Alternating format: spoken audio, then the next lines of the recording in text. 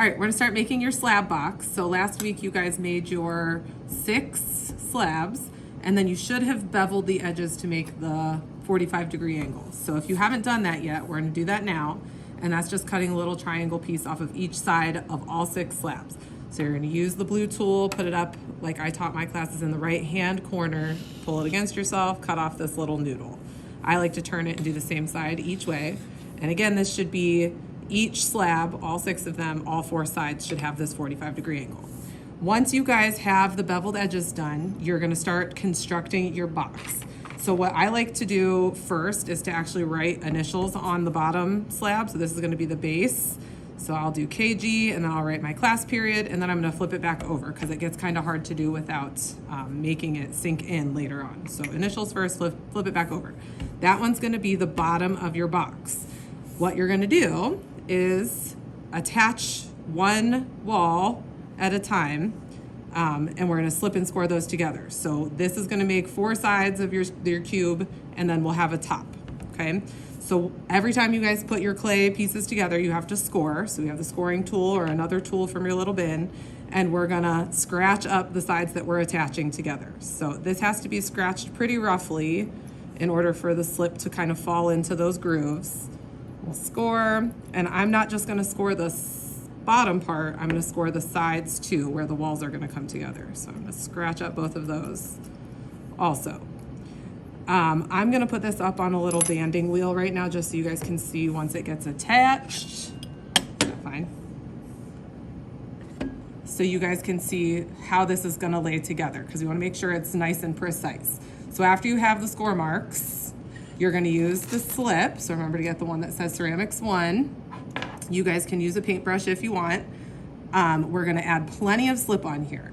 And just like with your coil pots, the slip isn't the only thing that we use to keep your clay together. You also are gonna have to add a coil. So there's so much slip on here that when we put the walls together, it's gonna kind of like smush out the sides. And that's gonna help keep it in place, but that's not the only thing that we need to do. So once we have the slip on both, we're gonna make sure that the inside corners touch. And if you look at the outside, you wanna make sure the bottom edges touch. See that? It's gonna be a little tricky to smush it on here and keep it upright. So before we move on from here, we're also gonna add a second wall. So I already scored one side. I'm gonna score the bottom and the other side here so I can attach this so this one wall that we have doesn't fall over. If you're having trouble, it should be like kind of dry enough that it's standing up on its own.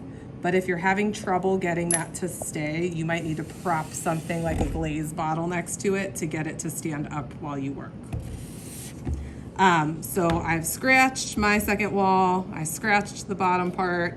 Now I'm gonna add slip again so that my second wall can get attached. And like I said, plenty of slip so that when we attach the 2 pieces together at the bottom and on the sides, these seams, the slip kind of smushes out and creates like a little bit of a suction together. So both sides get slip up on like the vertical piece and on the horizontal piece. So make sure it lines, oh, what did I do the wrong thing? There we go. Make sure that your inside lines up. The tops are even, because if it's not, you're not gonna have a perfect cube. And you're gonna kind of smush it together on the sides and make sure it's smushed in place here on the bottom. Once you guys have that stuck in place, you're gonna notice there's all this slip. And just like with the coil pots, we had to then go in and blend. So we have nothing to blend here, right? So we're gonna have to go in with some extra clay and we're gonna make a really skinny coil that we're gonna place on top of that slip that's squished out, and we're gonna blend it in there. So your coil can be way thinner than pinky thickness. You still want it to be pretty consistent, but you're gonna place a coil anywhere that there's a seam, and I like to just press it down and then pinch off the extra. So I have too much here, I'm just gonna pinch that off. Once that's on there, you're gonna blend up.